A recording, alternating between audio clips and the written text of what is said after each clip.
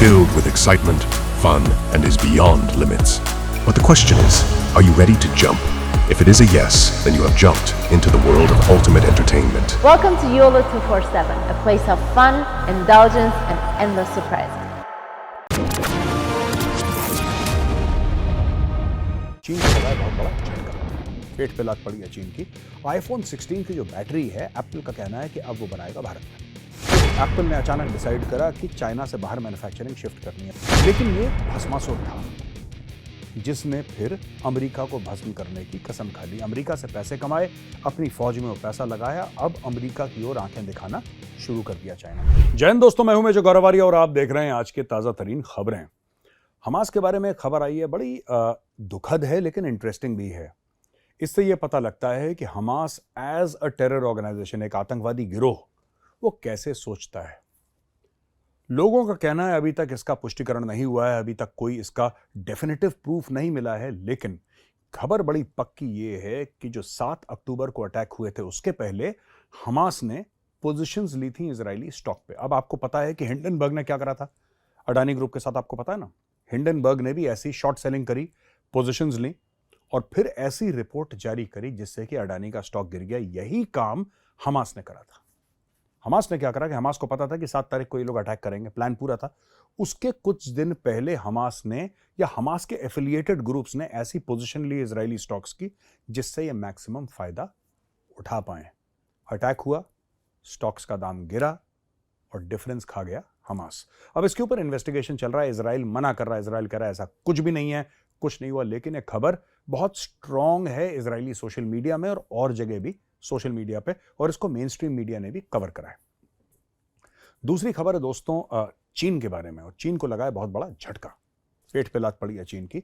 IPhone 16 की जो battery है, एप्पल का कहना है कि अब वो बनाएगा भारत में।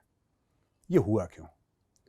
क्या चाइना बुरी बैटरीज बनाता है? बिल्कुल भी नहीं, क्योंकि आज तक चाइना ही बनाता आ रहा है आईफोन की बैटरी। अब ऐसा हुआ क्या कि एप्पल ने अचानक डिसाइड करा कि चाइना से बाहर मैन्युफैक्चरिंग शिफ्ट करनी है। दोस्तों, ये बात कई बार हम पहले भी कर चुके हैं कि चाइना का जो राइज है, जो चाइना उठा है, चाइना जो इकोनॉमिक सुपर पावर बना है आज की तारीख में दुनिया का, वर्ल्ड का, जिसको हम कह सकते हैं कि second largest economy in terms of GDP, second largest, वो चाइना है। वो चाइना के पास इतना पैसा कहां से आया? कॉन्ट्रैक्ट मैन्युफैक्चरिंग, आईपी थेफ्ट, ये कुछ 2-3 तरीके हैं जिससे चाइना ने अपनी ये बेशुमार दौलत बनाई। और ज्यादातर पैसा आया यूनाइटेड स्टेट्स ऑफ अमेरिका से या फिर यूरोप से। ये पैसा ऐसे आया कि यहां की कंपनीज, अमेरिका की कंपनीज और यूरोप की कंपनीज पैसा देते थे चाइना को, उनसे मैन्युफैक्चरिंग करवाते थे अपने आइटम्स की, वो वापस चाइना भेजता था उनके देश और चाइना पैसे कमाता था। यानी कि माइक्रोवेव ओवन से लेकर, गाड़ियों से लेकर, मोटरसाइकिल से लेकर, वॉशिंग मशीन से लेकर, ऐसी कौन सी चीज है जो चीन में नहीं बनती? चीन बन गया दुनिया की फैक्ट्री। आज भी चीन है दुनिया की फैक्ट्री। लेकिन यह एक भस्मासुर था जिसने फिर अमेरिका को भस्म करने की कसम खा ली। अमेरिका से पैसे कमाए, अपनी फौज में वो पैसा लगाया, अब अमेरिका की ओर आंखें दिखाना शुरू कर दिया चाइना ने। अब अमेरिका को यह लगा कि अगर चीन को कंट्रोल करना है तो कैसे होगा कंट्रोल चीन? रावण को अमर होने का वरदान मिला था। इसी प्रकार से जो चीन है, चीन को अगर मारना है तो चीन की इकोनॉमी मारो। अगर चीन की इकोनॉमी को नहीं मारोगे और मिलिटरीली यानी कि फौजी तौर पे चीन का सामना करोगे तो फिर दुख झेलना पड़ेगा। अमेरिका ने यही सबक सीखा और अमेरिका ने धीरे धीरे करके अपनी कंपनीज को यह बोल दिया कि साहब आप चाइना से अपनी मैन्युफैक्चरिंग हटाइए, तो कुछ ताइवान चली जाएगी, कुछ साउथ कोरिया चली जाएगी, कुछ इंडिया आ जाएगी, कुछ इंडोनेशिया चली जाएगी, कुछ थाईलैंड चली जाएगी। अलग अलग देश हैं, फिलीपींस भी है उसमें बहुत बड़ा एक दावेदार मैन्युफैक्चरिंग का। तो ये सब हो रहा है और चीन से धीरे धीरे कंपनियां हट रही हैं। चीन को इससे बड़ा दुख है, बड़ा दर्द है।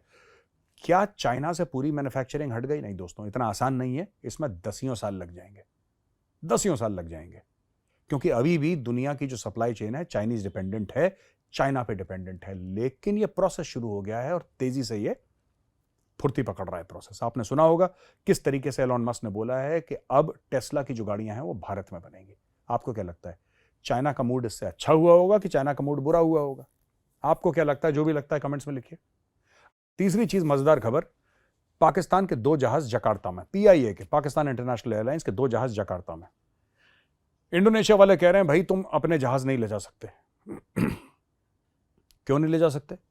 इसलिए नहीं ले जा सकते क्योंकि तुम लोगों ने पार्किंग फीस नहीं दी, और पार्किंग फीस हो गई साहब $15 मिलियन से ज्यादा। $15 मिलियन 2021 से पाकिस्तान ने पैसे नहीं दिए थे ही नहीं इनके पास।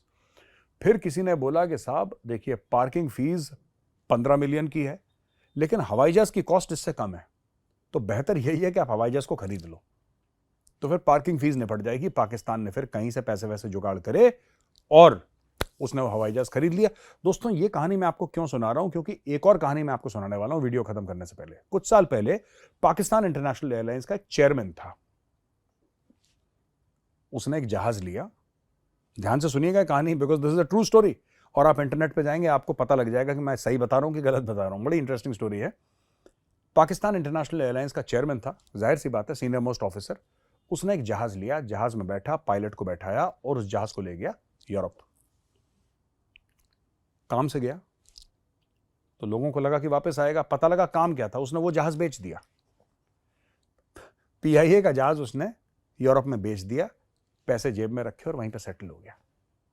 ये कहानी है पीआईए की दोस्तों। और यहां पे सिर्फ यही नहीं, एक दिन उन्हीं की पार्लियामेंट में, उन्हीं के नेशनल असेंबली में ये अनाउंसमेंट करते हैं उन्हीं के मंत्री कि साहब 90% जो हमारे पायलट्स हैं उनके लाइसेंस, ये तो स्कूल पास आउट नहीं है, इन्होंने स्कूल पास नहीं करा, इनको पायलट का लाइसेंस कैसे मिल गया?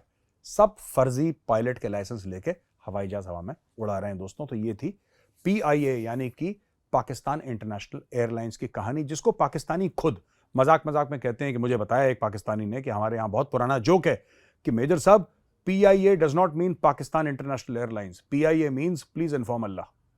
आप बैठ गए, आप निपट गए।